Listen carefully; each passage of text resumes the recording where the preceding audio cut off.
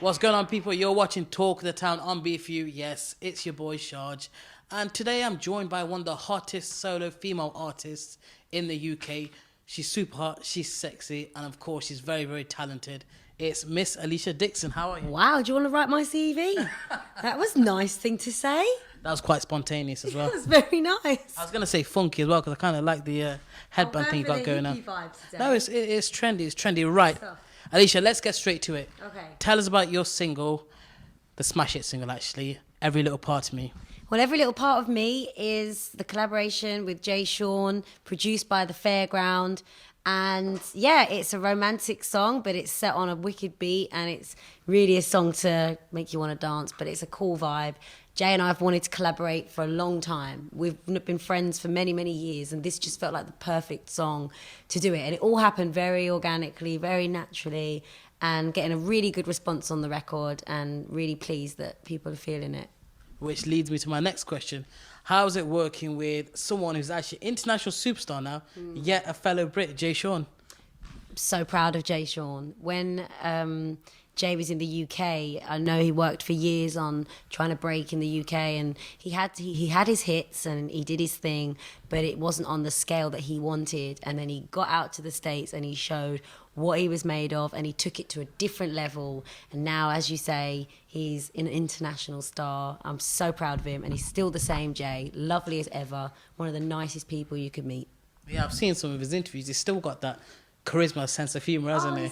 He's got a zest and that's what I think it is about Jay that's quite endearing, his zest for life. Like, he's just got an appetite for life, and he works hard, and he's got energy, he's ambitious, and he's loving, and he's humble with it and appreciative.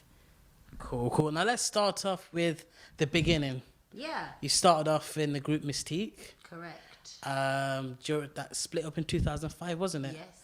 Then, if a lot of you lot don't know this, it was actually Alesha in that video with NERD, She Wants to Move. How was that working with Pharrell?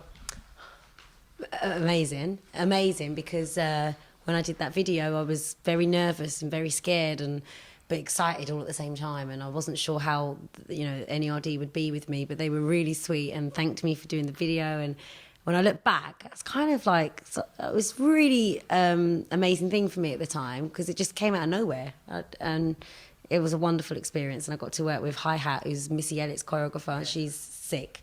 And Pharrell was sweet. He was really cool. When they used to talk about the video, they used to always say that's got Alesha, but then you say from Mystique in there. Yeah. But that split up in 2005. Yeah. Then hasn't been an easy road.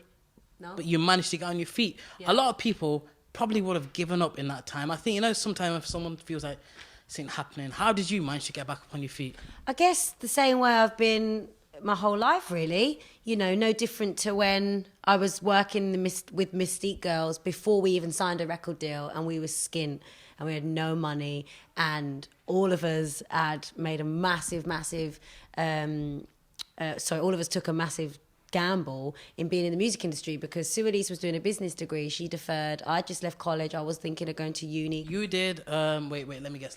Something to do with sports science? Yeah, I did a diploma in sports studies. That's why you managed to stay in shape.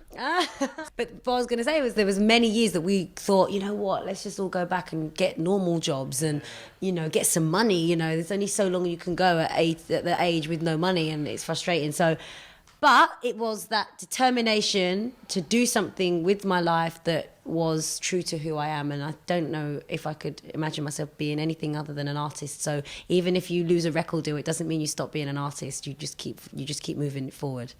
You used to sing and MC back then, didn't you? Yeah.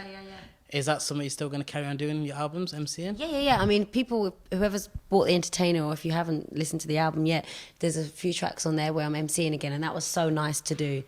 Back in your zone, right? Yeah, I talk about, there's a track called La La La where I talk about being incarcerated and chained up, like as if to say that the MC was sort of being held back, because there wasn't any MCing on the Alesha Show album. Yeah. And I wanted to show people it's still something that I do. I mean, anyone that's been to see my live shows when I'm with a band, they'll see the MCing, because we always incorporate it. We always do the Mystique medleys.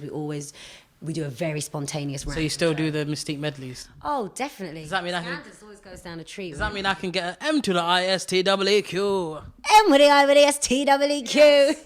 I thought you might not do that. Yes, I've got it. Right, okay. How do you think you matured as a person, as an artist? I think it's just a natural part of growing up. You're funny. I thought this was going to be so serious. Trying to do my voice. It's hilarious. I'm a guy though, trying to do it. Yeah, I think, like say 10 years ago, oh my God, that sounds like forever, but when I was 22, starting out in the industry, You revealed your age. So I'm proud of my age. God, we got a real person, a real artist here.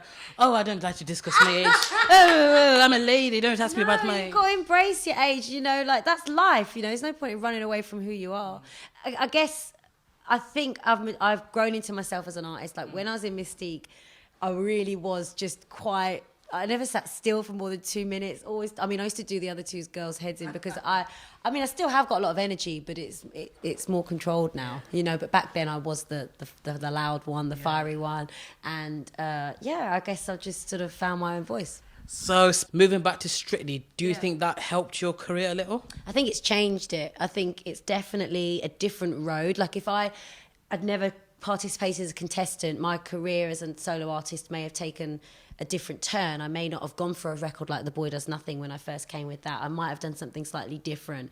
But everything happens for a reason, and it is what it is. And I guess doing the show opened me up to a different demographic, because the people that watch Strictly Come Dancing, not all of them would have necessarily known who Mystique were or been into that music. So you were almost reintroducing yourself to another set of people.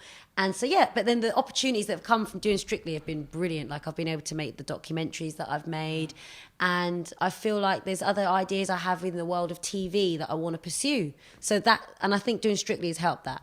Strictly has also gave you such success. Not just that, I think it's your music personally. I mean, you've to start a few, let's say you had your singles, you had Let's Get Excited, Boy Does Nothing, Breathe Slow, platinum selling album, The Alesha Show.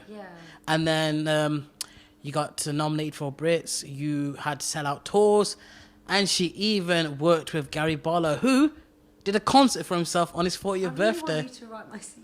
I really should, seriously. Should become the Sharjah and Alesha Show. Not really. Okay, who've been your biggest inspirations in life and in music?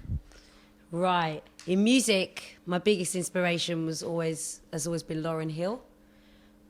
Probably one of the few artists. I mean, I am a vibe person, and when I listen to Lauryn, the hairs on my arm stand up, and she connects with me. Like I connect with her, but because her lyrics are so conscious, like everything she sings about is just heartfelt. And do up that thing, la la la, with the Fuji. I just love her. Her voice is sick. Anyway, so Lauryn Hill is like my number one, like on a pedestal. Probably the best female rapper I've come across. Oh, exactly. Oh, she's just insane. And then Oprah Winfrey's a massive idol of mine. Like I love her.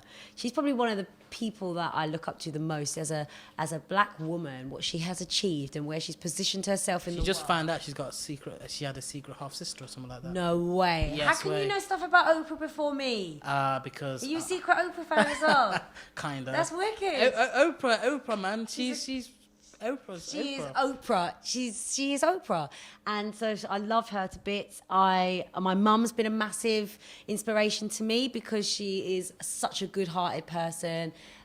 Taught me, I think, the most important things in life. About being a good person, and her morals and values I really respect. And so, there's I could keep going, but I think they're probably my top three. Right. Now let's final thing now. Any messages for your fans, B4U viewers, anyone that wants to get into music or has been following your career? Get into music? Or just following your career, just fans? Well, okay, firstly, thank you, because without people supporting you as an artist, you won't get anywhere. So the fact that I've been able to continue doing what I love is down to people believing in me. That's really what it's about, I guess. And for anyone that wants to be in the industry, I'd say just...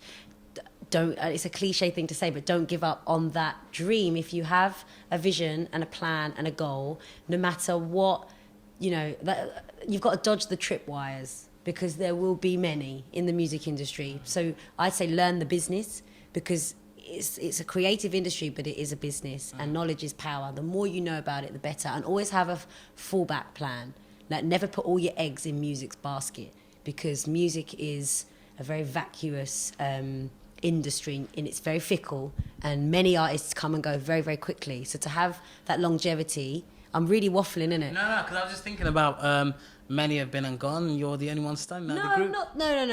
No, I'm saying like in general. Like, I know, I agree. Even though I'm still here, like you said, I've had them times where I've been dropped and things haven't been going good, and you know, nothing is solid and nothing is guaranteed. Even me living day to day, every single, every album, every year, it's like nothing is guaranteed, and I guess I'm always aware of that, and so I try to put my energy into other projects as well, because you know, you have to be smart about the choice you make. You know, music is a very risky business to be in, but I would never discourage anyone. I'd just say be prepared.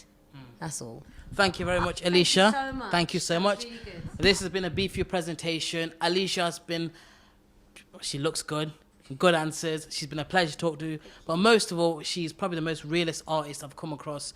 Keep that in you. Do not change. I'm sure your fans would appreciate it if you stay humble.